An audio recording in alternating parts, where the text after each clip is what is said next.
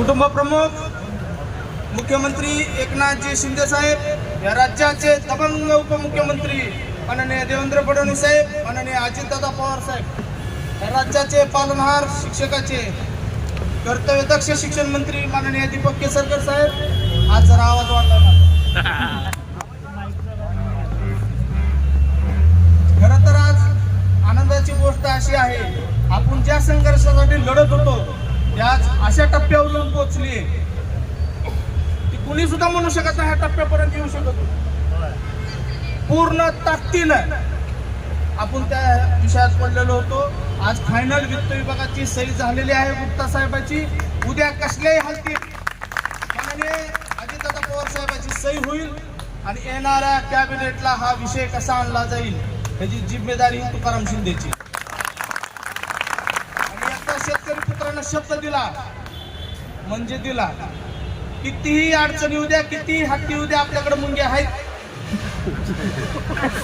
त्याच्यामुळे कुणी हत्तीनं असा विचार केला नाही पाहिजे की आपण मुंगीवर पाहिजे की मुंगी मरण म्हणून. मुंगीहून साखर खायची. आणि माझी सर्व शिक्षकाला एकच हात जोडून विनंती आहे, माननीय मुख्यमंत्री, माननीय शिक्षण मंत्री आणि महायुतीचे, आपण जर साक्षीदार व्हायचं असेल ह्या विषयाचे तर सगळ्यांनी लवकरात लवकर आझाद मैदान गाठलं पाहिजे. आपण इतिहास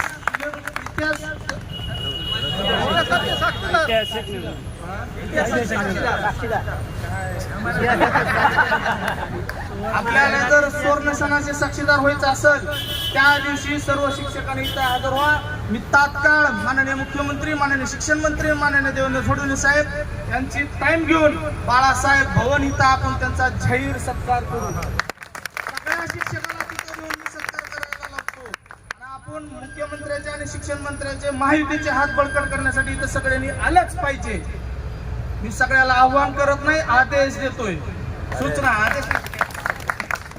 सगळ्या शिक्षकांनी महाराष्ट्रातून इथं आलं पाहिजे सोमवारपर्यंत. उद्यापासून इथं गर्दी झाली पाहिजे.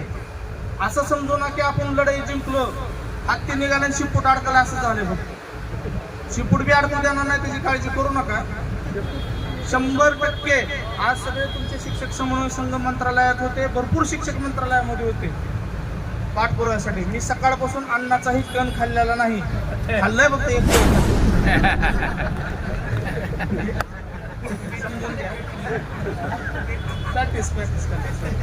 म्हणजे सकाळपासून मंत्रालयात आहे. रात्री मी माननीय मुख्यमंत्री वर्षा बंगल्यावर पहाटे 4 वाजेपर्यंत होतो. मला साहेबांना बघितल्या लांबूनच म्हणले, तुझं काम झालं रे, काळजी करू नको, 100% न्याय देणार. त्याच्यामुळं कुणी काळजी करू नका. आझाद मैदान मध्ये गजबजलेलं पाहिजे आणि तिथे एकच घोषणा पाहिजे, माननीय मुख्यमंत्री एकनाथ शिंदे साहेबांचा, माननीय शिक्षण मंत्री दीपक केसरकर साहेबांचा, माननीय अर्थमंत्री अजितदादा पवार साहेबांचा, माननीय उपमुख्यमंत्री देवेंद्र फडणवीस साहेबांचा. असाच आवाज मंत्रालयापर्यंत त्या दिवशी गेला पाहिजे आणि त्यांनाही सार्थ अभिमान पाहिजे की मी निर्णय घेतला, खरंच निर्णय चांगला घेतला आणि त्याची पोचपावती देण्याचं काम विनामूल्य शिक्षकांना केलं पाहिजे. आणि माझी सगळ्यांना एकच विनंती आहे, विसरून जायचं नाही. ज्या ताटामध्ये आपल्याला भाकर वाढली त्या माणसाला कुणीही विसरायचं नाही. पूर्ण ताकदीनं माहितीचं काम केलं पाहिजे. त्या दिवशी उपाशी राहिला तरी चलल, दुसरं कोणीच केलं नसतं. महायुती सरकारनं आपल्याला 2 टप्पे द्यायचं काम केलंय आणि 2 टप्पे असे दिलेत, तुम्हाला पहिल्या वेळेस बी फरक दिला, आता बी तुम्हाला फरक देऊनच पैसे द्यायला. त्याच्यामुळं कुणीही काळजी करू नका. आपल्याकडे हत्तीसारखा माणूस आहे माननीय मुख्यमंत्री, सगळ्याला बहुजनाला न्याय देणारा मुख्यमंत्री, सर्व धर्मीय लोकांना न्याय देणारा मुख्यमंत्री, अशी ओळख राज्यात निर्माण करणारा एकमेव मुख्यमंत्री.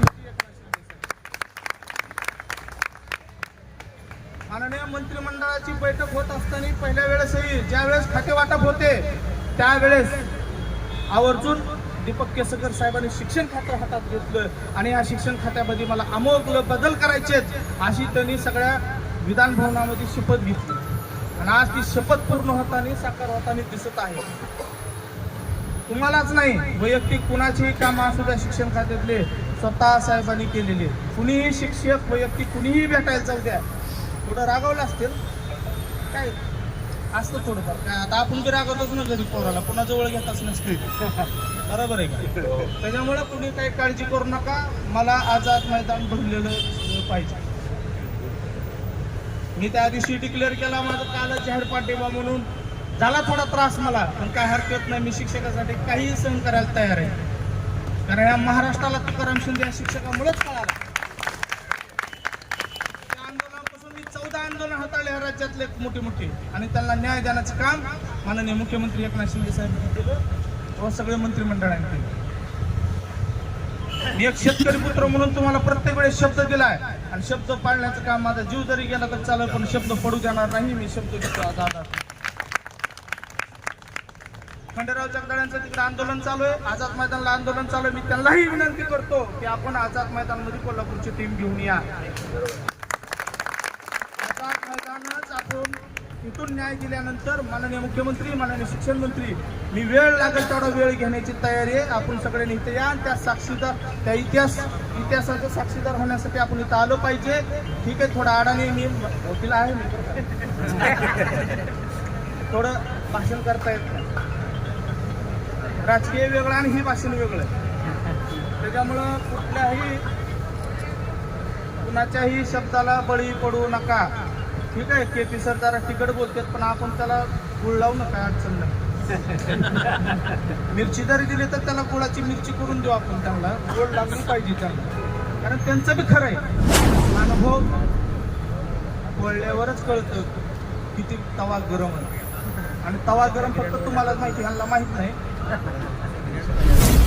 मी आज सगळ्याला खरंच विनंती करतोय पोटातून मी आज एवढं मला बोलता येत नाही मी तरी बोललोय आणि मी आझाद मैदान मध्येच बोलायला शिकलो नसता आजपर्यंत कुठंच भाषण केलेलं नाही मीडिया नाही प्रसिद्धी नाही कुठलं काही त्याची गरज नाही मला माहिती आहे देणाऱ्याला आणि घेणाऱ्याला कुणी केले राज्यातील सगळे आमदार शिक्षक आमदार आपल्या पाठीशी उभा आहेत देशपांडे साहेब आहेत ज्ञानेश्वर म्हात्रे आहेत सगळेच महायुतीचे जेवढे शिक्षक आमदार आहेत तेवढे सगळे शिक्षक आमदार आपल्याला पाठीशी उभा आहेत त्याच्यामुळे कोणी काळजी करू नका येणाऱ्या सोमवारी 100% आपला निर्णय होणार त्याच्यामध्ये कुठलाही बदल होणार